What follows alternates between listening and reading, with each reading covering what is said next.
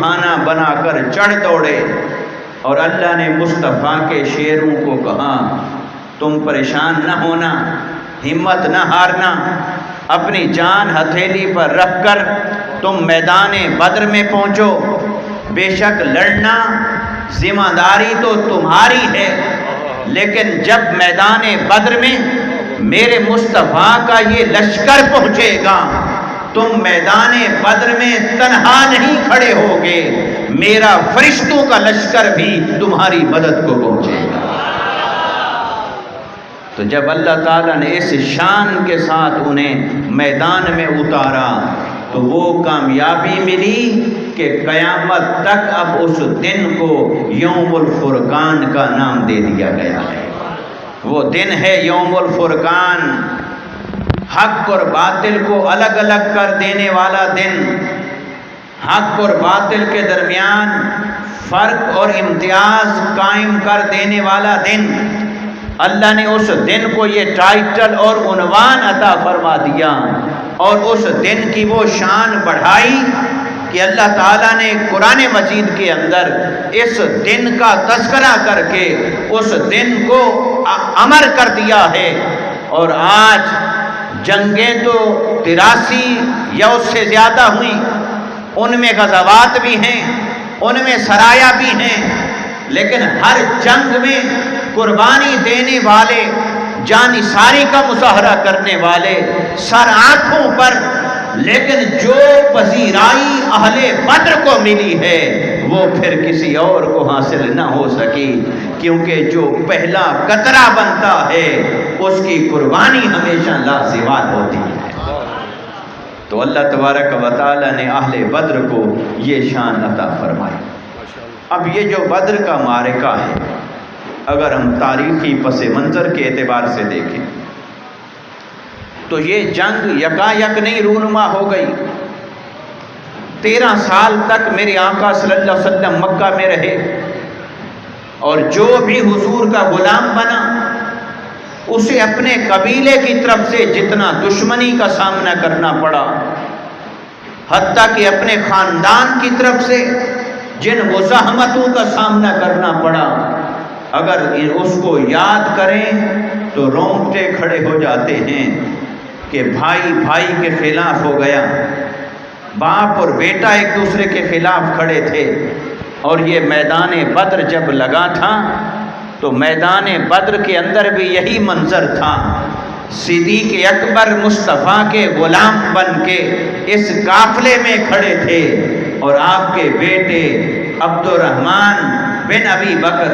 جو بعد میں مسلمان ہوئے، اس وقت تک مسلمان نہیں ہوئے تھے، وہ ابو جہل کے لشکر کے سپاہی بن کے کھڑے تھے۔ ایسے ہی کتنے قریش میں سے تھے جو دوسری طرف ابو جہل کے ساتھ کھڑے تھے، اور وہ قریشی حضرت حمزہ کے سامنے مد مقابل کھڑے تھے، حضرت علی المرتضیٰ کے مد مقابل سامنے کھڑے تھے۔ ارے جہاں قبیلے کے افراد ایک دوسرے کے سامنے کھڑے تھے، قریش ایک دوسرے کے سامنے کھڑے تھے، خاندان کے لوگ ایک دوسرے کے سامنے کھڑے تھے، باپ بیٹے کے سامنے، بیٹا باپ کے سامنے، بھائی بھائی کے سامنے، رشتہ دار کے سامنے جب کھڑے تھے، وہاں جنگ کس بنیاد پر ہو رہی تھی؟ نہ قبیلے کی بنیاد پر، نہ علاقے کی بنیاد پر، نہ وطن کی بنیاد پر، وہاں جنگ صرف ایک نقطے پر ہو رہی تھی، کون مصطفیٰ کا غلام ہے اور کون مصطفیٰ کا دشمن ہے۔ بس ساری جنگ کی بنیاد تعلق مصطفیٰ پر تھی، مصطفیٰ صلی اللہ علیہ وسلم کے تعلق کی بنیاد پر تھی۔ اور یاد کریں وہ وقت بھی جب اس جنگ کے بعد پھر کسی وقت میں حضرت عبد الرحمن بن ابی بکر اپنے والد کے سامنے بیٹھے اور انہوں نے یہ تذکرہ کیا کہ اے ابا جان، بدر کے اندر آپ بوڑھے تھے، میں جوان تھا، اور بدر کے اندر کئی بار ایسا ہوا تھا کہ آپ کی گردن میری تلوار کی زد میں آنے والی تھی، مگر میں نے باپ سمجھ کر چھوڑ دیا تھا۔ تو صدیق اکبر کی آنکھوں میں جب دیکھا تو صدیق کی آنکھوں میں عشق مصطفیٰ چمک رہا تھا۔ صدیق کی آنکھوں میں اولاد کی محبت نہیں، وہ پیچھے تھی، مصطفیٰ کی محبت اولاد سے بھی آگے تھی، جان سے بھی آگے تھی۔ تو فرمایا کہ اے بیٹے،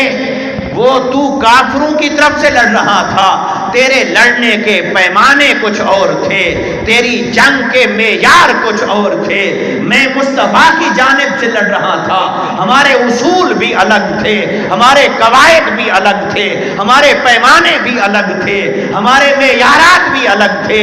سن، بے شک میرا بیٹا تھا، اور باپ کو جو محبت بیٹے سے ہوتی ہے وہ بے مثال ہوتی ہے۔ بیٹے کی محبت باپ سے اتنا نہیں ہو سکتی جتنا باپ کی محبت بیٹے سے ہوتی ہے، کیونکہ وہ اس کا جز ہے، اس کے جسم کا حصہ ہے، اس کے جگر کا ٹکڑا ہے۔ مگر اس کے باوجود حضرت صدیق اکبر نے جواب دیا، اے بیٹے، تیرے بیٹے ہونے کی محبت اپنی جگہ کے، لیکن سن لو، اگر ایک بار بھی تیری گردن میری تلوار کی زد میں آتی تو کبھی بیٹا سمجھ کر معاف نہ کرتا، مصطفیٰ کا دشمن سمجھ کر میں تیری بھی گردن اتار دیتا۔ جب اس جذبے سے رشتے ایک دوسرے کے مد مقابل تھے تو یوں بدر کا میدان سجا تھا کہ پھر اللہ کی رحمت کو رشک آ گیا، اور اللہ کی رحمت کو رشک آیا تو اللہ نے فرمایا، حبیب، اب یہ تیرا لشکر تنہا نہیں، یہ تیرا لشکر بھی میرا لشکر ہے، لیکن یہ اب تنہا نہیں، اب ان کو بتا دیجئے، بلکہ ان سے پوچھ لیجئے تمہاری مدد کے لیے میں کتنے فرشتے بھیجوں، جتنے پر تم راضی ہو میں اتنے فرشتے میدان بدر میں اتار دیتا۔ اور قرآن مجید کے اس اسلوب پر ذرا غور کریں۔ اللہ تعالیٰ نے فرمایا، اِذْ تَقُولُ لِلْمُؤْمِنِينَ، اے حبیب صلی اللہ علیہ وسلم، یاد کریں وہ وقت اور لمحہ جب آپ کے صحابہ آپ کے سامنے بیٹھے تھے، آپ جنگ کے اوپر مشاورت کر رہے تھے، اور اس مشاورت میں جب آپ کے سامنے ابو بکر کھڑے ہوئے تھے، یا رسول اللہ آپ حکم کیجئے، ہمیں یہ نہیں دیکھنا کہ تجارت والے قافلے پر حملہ کرنا آسان ہے اور مکہ سے آنے والے قافلے کا مقابلہ کرنا مشکل ہے۔ ہم مشکل اور آسان کو دیکھنے والے نہیں، ہم مال تجارت کو دیکھ کر ان تلواروں سے ڈرنے والے نہیں۔ نہ قریش مکہ کی تلواریں ہمیں ڈرا سکتی ہیں، نہ سپہ سالاروں کی طاقت ہمیں ڈرا سکتی ہے، نہ ابو سفیان کے لشکر کا مال تجارت ہمیں اپنی طرف راغب کر سکتا ہے۔ ہم تو صرف آپ کے حکم کے منتظر ہیں۔ آپ حکم کیجئے، تلواروں کا سامنا کرنا ہے یا تجارتی قافلے پر حملہ کر کے اسلام کی معاشی قوت کو بڑھانا ہے؟ آپ کا جو حکم ہوگا ہم اپنی جانیں آپ پر نچھاور کر دیں گے۔ حبیب یاد کیجئے، عمر بھی کھڑے ہوئے تھے، عمر نے بھی کچھ کہا تھا آپ کے سامنے اظہار محبت کرتے ہوئے، یا رسول اللہ آپ ہم سے نہ پوچھیں کہ ہماری رائے کیا ہے، آپ اپنی رائے بتائیے، ہمیں جانیں دینی پڑی تو ہم جانیں قربان کر دیں۔ پھر میرے آقا نے جب مہاجرین کے جذبات سن لیے تو آپ چاہتے تھے ذرا انصار کی رائے بھی پتہ چلے، انصار کیا کہتے ہیں۔ تو حضرت عبادہ، حضرت مقداد، پھر کئی صحابہ کرام، تو آقا علیہ السلام بار بار پوچھتے تھے، اچھا اور بتاؤ اور کسی کی کیا رائے ہے۔ تو جب انصاری صحابہ کھڑے ہوئے، عرض کی یا رسول اللہ صلی اللہ علیہ وسلم، ویسے تو ہم انصار اور مہاجرین میں فرق نہیں، جو بات صدیق اکبر نے کر دی ہم سارے اسی قدم پہ قدم ملا کے کھڑے ہیں، جو بات عمر بن خطاب نے کر دی ہم سب اسی کی پاسداری کے لیے جانیں لٹانے کو تیار کھڑے ہیں۔ لیکن اگر آپ کا اشارہ ہے کہ انصار میں سے بھی کوئی اپنی رائے دے اور اپنے جذبات کا اظہار کرے تو یا رسول اللہ پھر ہماری بات یہ ہے کہ آپ اگر ہمیں حکم دیں گے کہ ہم زمین پر تو کجا سمندروں میں گھوڑے دوڑا دیں اور اب دشمن سے ٹوٹ پڑیں تو ہم یہ نہیں دیکھیں گے کہ زمین کی سطح ہے یا نہیں، ہم سمندروں میں گھوڑے دوڑا دیں گے پر آپ کو کبھی شرمسار نہیں کریں گے۔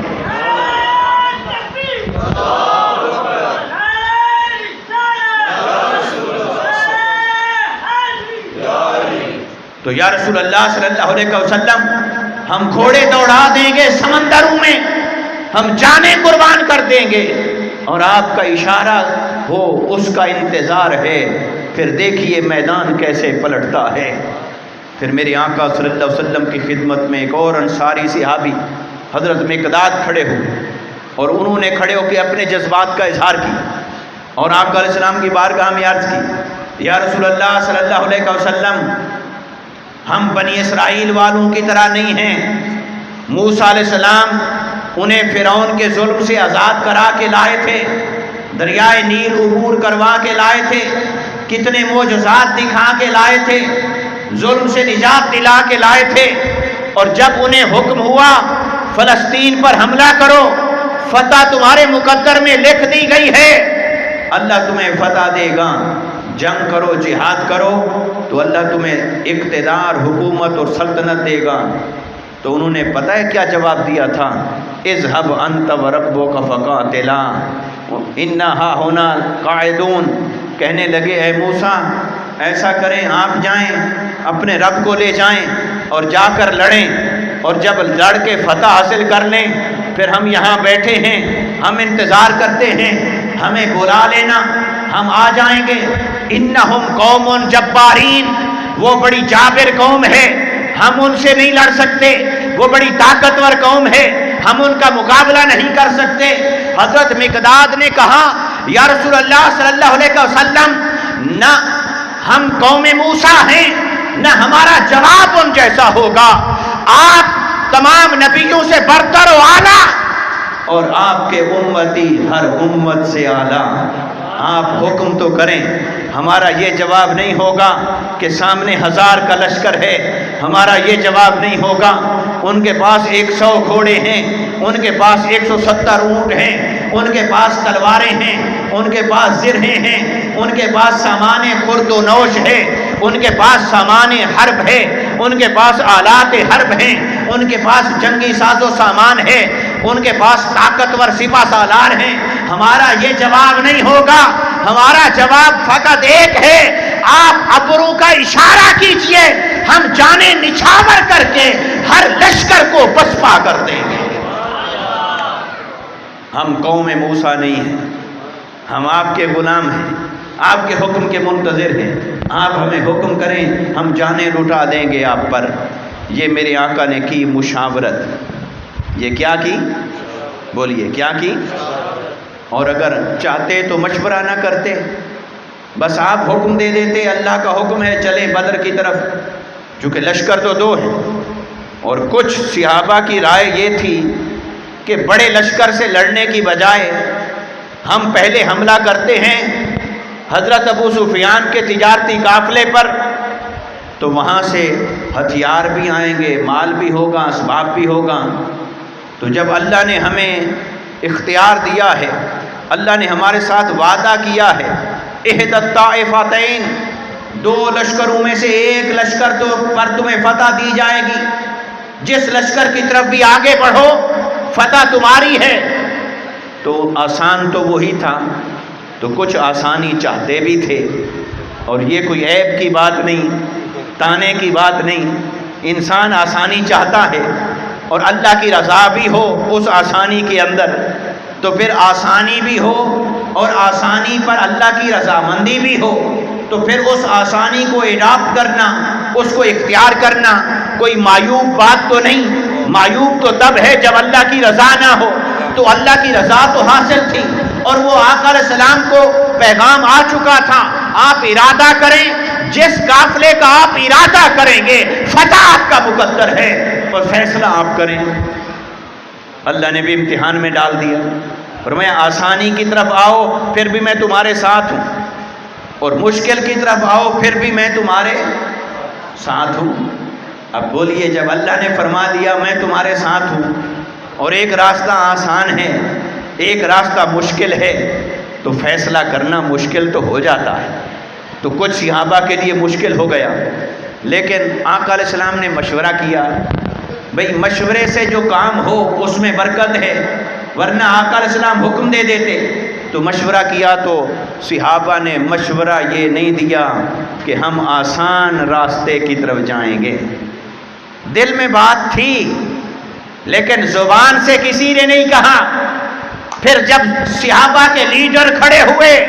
وہ بڑے بڑے جانثار صحابہ کھڑے ہوئے، ابو بکر کی رائے آئی، عمر بن خطاب کی رائے آ گئی، علی المرتضیٰ اسد اللہ کے شیر کی رائے آ گئی، حضرت عبادہ کی رائے، مقداد کی رائے، انصار کی رائے، مہاجرین کی رائے، اور جو بڑے بڑے رائے دینے والے صحابہ، معتبر جانثار قربانی دینے والے، جب کھڑے ہو کر انہوں نے پورا ماحول بنا دیا، انہوں نے عرض کی یا رسول اللہ، گھر بار مکہ میں چھوڑ آئے، جائیداد مکہ میں چھوڑ آئے، اہل و عیال بھی چھوڑ آئے، آپ کے ساتھ جان کا سودا کیا ہے، اب تجارت کے قافلے کو کیا دیکھنا، مال اور اسباب کو کیا دیکھنا، مال کا مالک تو اللہ ہے، خزانوں کا مالک تو اللہ ہے، آج اس دشمن کا خاتمہ کیوں نہ کریں جس دشمن کی تلوار لٹک رہی ہے۔ جب اللہ کا وعدہ ہے جس لشکر کی طرف بڑھو گے تمہیں فتح آئے گی، جب اللہ کا وعدہ ہے کہ جس لشکر کی طرف آگے بڑھو گے فتح ہے، تو پھر کمزور دشمن کو کیوں ختم کریں؟ پھر تو طاقتور دشمن کو ختم کرنا چاہیے۔ پھر تو عقل کا تقاضا یہ ہے، حکمت کا تقاضا یہ ہے کہ کمزور دشمن تو کسی وقت بھی ختم ہو جائے گا۔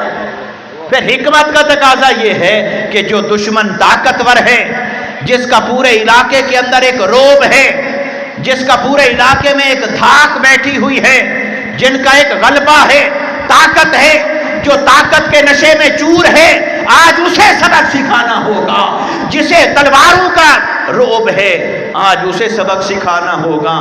جسے اپنے سپہ سالاروں کا مان ہے آج پھر اسے سبق سکھانا ہوگا۔ اللہ کا وعدہ تو آ گیا، پیکج تو مل گیا ہے اللہ کی طرف سے، تو پیکج مل گیا ہو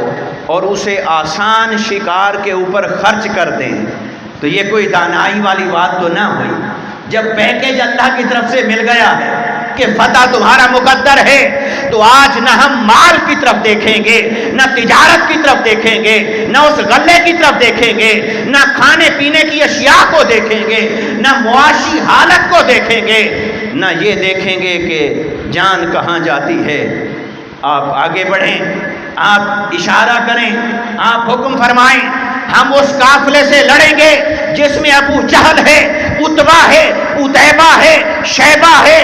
کافروں کے سردار ہیں، قریش مکہ کے سردار ہیں، جنہوں نے 13 سال ہمیں مکہ میں ستایا، یہاں بھی امن سے جینے نہیں دے رہے، وہ اسلام کے دشمن جن کے نصیب میں ہدایت نہیں۔ یا رسول اللہ آپ آگے بڑھیں، آج ہم سینے حاضر کر کے کھڑے ہیں، سینے چھلنی کرنے کے لیے تیار ہیں، آپ اس دشمن کی طرف آگے بڑھیں۔ آج ہم اس بڑے دشمن کا خاتمہ کریں گے تاکہ اس بڑے دشمن کو آج واصل جہنم کر دیا جائے، تاکہ قیامت تک کے لیے یہ دن بھی ایک مثال بن جائے، یہ جانثار بھی ایک مثال بن جائے، پتہ چل جائے ایک طرف تلوار ہو، ایک طرف ایمان کا جذبہ ہو، ایک طرف ہتھیار ہوں، سپہ سالار ہوں، اور ایک طرف ایمان والے ہوں۔ یا رسول اللہ صلی اللہ علیہ وسلم آج قیامت تک کے لیے انسانوں کو ایک نظارہ دیکھنے کو مل جائے کہ ایک طرف تلواریں، سپہ سالار، طاقتور پہلوان، اونٹ اور گھوڑے، دوسری طرف صرف جذبہ، جنون، عشق، محبت، اخلاص، وفاداری، قربانی، یہ بھی تو ہتھیار کوئی کم نہیں۔ عشق جیسا ہتھیار دنیا میں ہے، محبت جیسا ہتھیار بھی کہیں ہے، اخلاص اور خلوص جیسی طاقت بھی کہیں ہے، اور قناعت اور بے نیازی جیسی غلہ اور اناج بھی کہیں موجود ہے۔ جسے اللہ قناعت عطا کر دے، بے نیازی عطا کر دے، وہ کہاں دیکھتا ہے کسی اور غلے کی طرف؟ تو یا رسول اللہ آگے بڑھیے، آج اس دشمن کو سبق سکھا کر اسلام کا جھنڈا سر بلند کرنا ہے، تاکہ جو ابھی بھی مسلمانوں کو ختم کرنے کی تمنا دلوں میں لیے بیٹھے ہیں، آج ان کو بھی پتہ چل جائے کہ اسلام غالب ہونے کے لیے آیا ہے، آج انہیں بھی پتہ چل جائے کہ اسلام غالب ہونے کے لیے آیا ہے۔ بس صحابہ کے جذبات دیکھ کر مصطفیٰ نے فیصلہ کر لیا، ہاں تمہارے جذبات سے مصطفیٰ کو خوشی ہوئی، اللہ اور اس کا رسول جو چاہتا تھا وہی تمہاری زبانوں سے ادا ہو گیا، چلو بدر کی طرف چلیں، اس لشکر کا مقابلہ ہوگا۔ نعرہ تکبیر، نعرہ رسالت، عظمت شان مصطفیٰ۔ اور اس لشکر کے لیے جب صحابہ کے جذبات دیکھ لیے، پھر اللہ نے فرمایا حبیب اب میرے لشکر کا بھی اعلان کر دیں۔ یہ تیرا لشکر جو زمینی لشکر ہے، اس زمینی لشکر کے ساتھ اب آسمانی لشکر کا بھی اعلان کر دیں۔ اللہ کی مدد تو یوں تو ہر صورت میں اللہ کی مدد ہوتی ہے، ہر حال میں اللہ کی مدد ہوتی ہے، لیکن اللہ نے فرمایا آج میں انوکھی مدد کروں گا، اور انوکھی مدد یوں کروں گا۔ وہ جب میں انسان کو خلیفہ بنا رہا تھا اور فرشتوں سے پوچھا تھا تو انہوں نے کہا تھا نحن نسبح بحمدک ونقدس لک، باری تعالیٰ ہم تو تسبیح کرنے والے ہیں اور یہ انسان یسفک الدماء، یہ تو خون بہائے گا، فساد کرے گا۔ تو اللہ نے فرمایا تھا کہ اس وقت تو میں نے انہیں جواب نہیں دیا تھا، اس وقت تو ان کو اتنا کہا تھا انی اعلم ما لا تعلمون، بس تمہاری سن لی ہے لیکن میرا فیصلہ برقرار ہے، جو میں جانتا ہوں وہ تم نہیں جانتے۔ تو اللہ نے فرمایا اس وقت تو جواب نہیں دیا تھا حبیب، آج وہ جو کہتے تھے کہ انسان قتل و غارت گری کرے گا، گردنیں کٹیں گی، خون بہے گا، آج میں ان کو بھیجتا ہوں بدر میں اور ان کو دکھاتا ہوں وہ جو تمہیں گلوں کا کٹنا نظر آتا تھا، آج دیکھو اس گلے کٹنے کے پیچھے جذبہ جہاد کیا ہے، قربانی کیا ہے، ایثار کیا ہے۔ آج بدر میں اتر کے دیکھو، ایک طرف نہتے خالی ہاتھ 313، دوسری طرف مسلح 1000 کا لشکر، لیکن میرے نام پہ لڑنے والا یہ انسان جب خون بہاتا ہے تو رب کی رحمت کو کتنا پیار آتا ہے۔ تو اللہ نے فرمایا آج ان کو نظارہ کرواتا ہوں اور آج ان کے ہاتھ میں بھی تلوار پکڑاتا ہوں، ان کے ہاتھ میں بھی تلوار پکڑاتا ہوں اور انہیں یہ پیغام دیتا ہوں کہ تسبیح کا اپنا وقت ہوتا ہے، تلوار کا بھی اپنا وقت ہوتا ہے۔ جب وقت تلوار کا ہو تو تلوار اٹھائی جاتی ہے، جب وقت تسبیح کا ہو تو تسبیح اٹھائی جاتی ہے۔ یہ نہیں ہے کہ تلوار کے وقت میں تسبیح پکڑ کے بیٹھ جائے اور تسبیح کے وقت میں تلوار اٹھا کے کھڑا ہو جائے۔ تو تسبیح کے وقت میں تلوار اٹھائے گا تو وہ ساری طاقت منتشر ہو جائے گی، اور اگر تلوار کے وقت میں تسبیح لے کے بیٹھ جائے گا تو پھر یہ بھی مردان حق والا شیوا نہیں۔ تو اللہ نے فرمایا کہ وہ ان کی تسبیح جو تھی، آج ان کے ہاتھ میں تلواریں پکڑا رہا ہوں۔ جنگ آپ نے جیتنی ہے، وہ آئیں گے تمہارے اطمینان قلب کے لیے، نظارہ کرنے کے لیے، مشاہدہ کرنے کے لیے، ان کو زمین پر بھیج رہا ہوں۔ حبیب آپ اعلان کریں، میرے مصطفیٰ نے جب 14 سال کی اپنی جمع پونجی، 14 سال کی محنت کا ثمر، 14 سال میں تیار کردہ کارکن 313 جب بدر میں لا کے پیش کیے، اللہ نے آسمانوں سے 5000 فرشتے نازل فرما دیے۔ اور وہ جو فرشتوں کی بات ہے اس میں بڑی دلچسپ انداز ہے، اگر آپ غور کریں۔ یہ سورہ آل عمران ہے، آیت نمبر 123 سے 24 ہے۔ اب سنیں قرآن کس انداز میں کہتا ہے، اس میں تھوڑی دیر کے لیے آپ نے ڈوب جانا ہے۔ اِذْ تَقُولُ لِلْمُؤْمِنِينَ، اے حبیب صلی اللہ علیہ وسلم آپ یاد کیجئے وہ وقت جب صحابہ سے مشاورت ہو گئی، ان کے جذبات سن لیے، سارا فیصلہ سامنے آ گیا، تو پھر آپ نے آخر میں اپنے صحابہ سے یہ کہا تھا، استقولو، اے حبیب یاد کریں وہ وقت جب آپ اپنے صحابہ سے فرما رہے تھے للمؤمنین، صحابہ سے، اہل ایمان سے، الن یکفیکم ان یمدکم ربکم بثلاثۃ آلاف من الملائکۃ منزلین، کیا کافی نہیں ہے کہ اللہ تمہارے لیے 3000 فرشتے بھیج دے؟ الن یکفیکم، یعنی صحابہ کے جذبات جب سن لیے، یہ اس کے بعد کا مقام ہے قرآن مجید کا، یعنی آقا علیہ السلام نے پہلی مشاورت صحابہ سے کی، پھر صحابہ سے مشاورت کر لی، ان کے جذبات دیکھ لیے، جب یہ سارا نقشہ جو میں نے کھینچ کے آپ کے سامنے رکھا ہے، جب یہ سارا منظر ہو گیا، میرے آقا نے جب ان کے جذبات دیکھ کر فیصلہ فرما دیا، تو پھر میرے آقا نے وہ کارڈ جو چھپا رکھا تھا پھر اس کو ظاہر فرمایا، اور اس کو ظاہر فرمایا اب تک تو تمہاری جان نثاری کا امتحان تھا، تمہاری قربانی کا امتحان تھا، تمہارے حوصلے کا امتحان تھا، تمہاری شجاعت کا امتحان تھا، مبارک ہو تم کامیاب ہو گئے، اب فتح کی فکر نہ کرو، وہ اللہ کی امر سے ہو چکی، اللہ کا لشکر بھی تمہارے ساتھ شریک ہونے والا ہے۔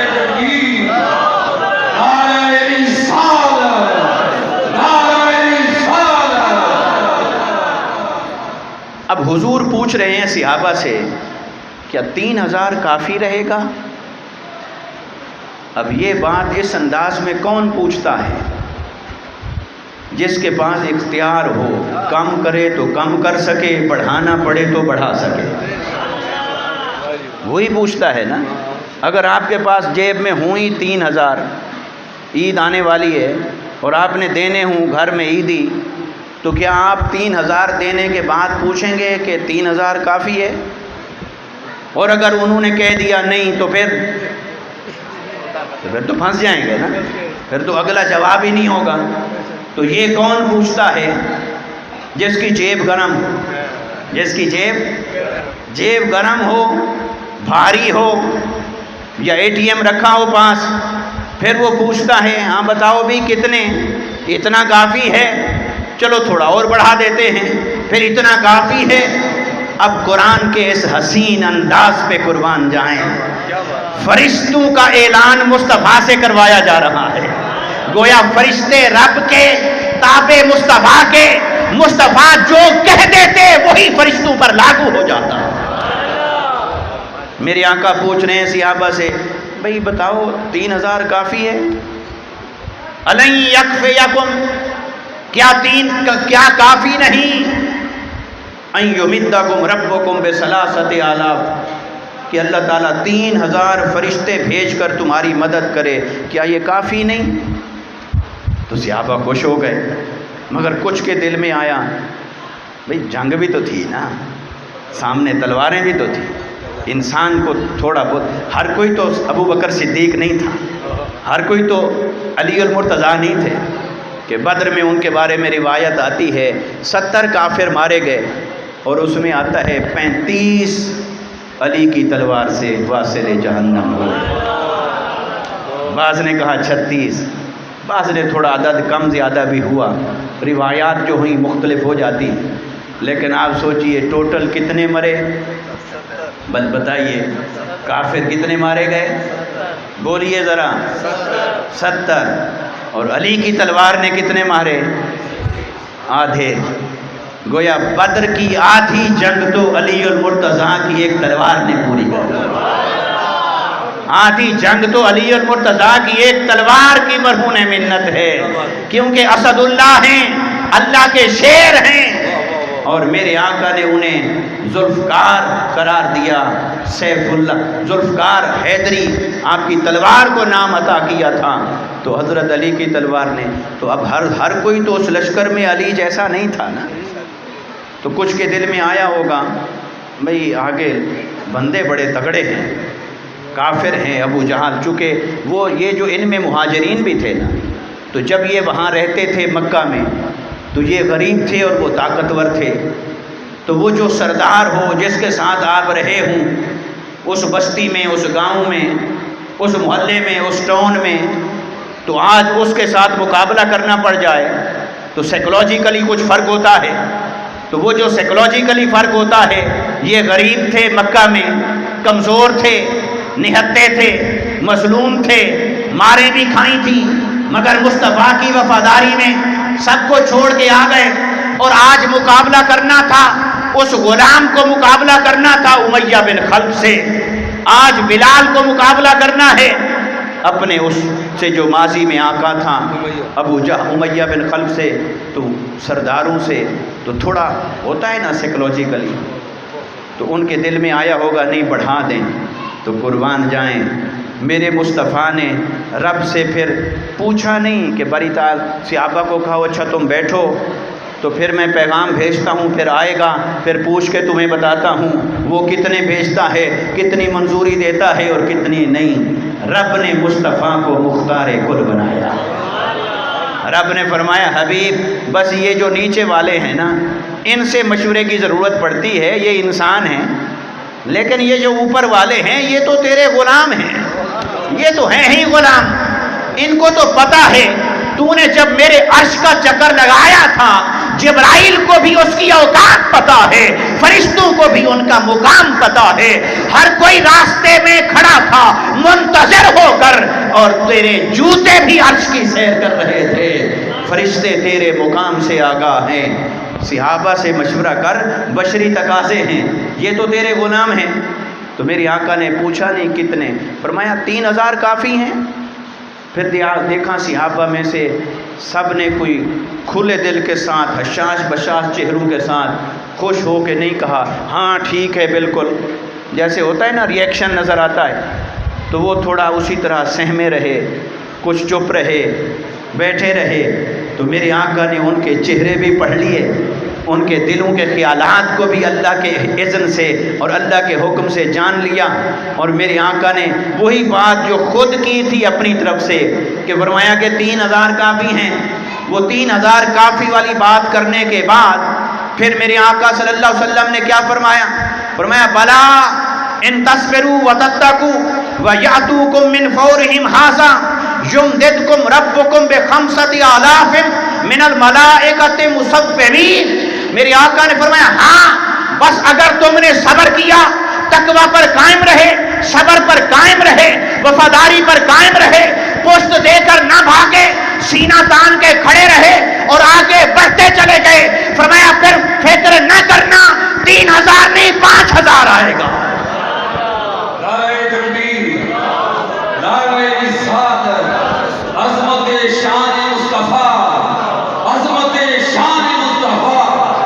اور فرمایا وَيَأْتُوكُم مِّن فَوْرِهِمْ هَٰذَا، اگر وہ کافروں کا لشکر تمہارے اوپر ایسے چڑھ دوڑا،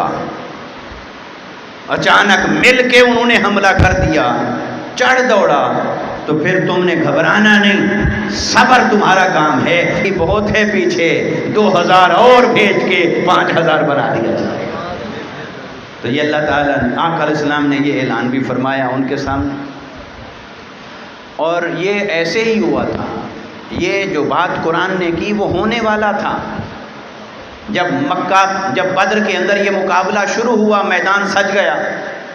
تو میدان سج گیا تو عربوں کا دستور تھا، پہلے انفرادی مقابلے ہوتے تھے، بھئی ایک پہلوان بھیجو پہلا، تو ادھر سے پہلا آئے گا، 1 to 1 مقابلہ ہوگا، پہلے ایسے ہوتے تھے، بعد میں لڑائی ہوتی تھی اجتماعی۔ تو جب قریش نے آ کے للکارا، وہ تو نشے میں دھت تھے، طاقت کا نشہ، اقتدار کا نشہ، تو آئے اور آ کر کہا محمد صلی اللہ علیہ وسلم آپ بھیجیے انفرادی مقابلے میں ہمارے لیے۔ عتبہ آ گئے، عتیبہ آ گئے، شیبہ آ گئے، ادھر سے میرے آقا نے صحابہ کو بھیجا انصار میں سے، تو انہوں نے آگے کیا کہا؟ تکبر کی بات کی، کہا یہ ہمارے مقابلے کے ہیں، ہم ان سے لڑیں، یہ ہمارے برادری اور قبیلے کے اعتبار سے ہم پلہ ہیں، ہمارے ہم پلہ بھیجو، ہم قریش ہیں، ہم سردار ہیں، قریش والوں کو بھیجو، قریشی کو بھیجو، وہ آ کر سامنے کھڑا ہو۔ میرے آقا نے اپنے چچا حضرت حمزہ کو آگے بھیجا، حضرت علی المرتضیٰ کو بھیجا، اور دیکھتے ہی دیکھتے وہ جتنے بھی آئے تھے آگے انہیں ایک بار کے اندر جہنم واصل کر دیا۔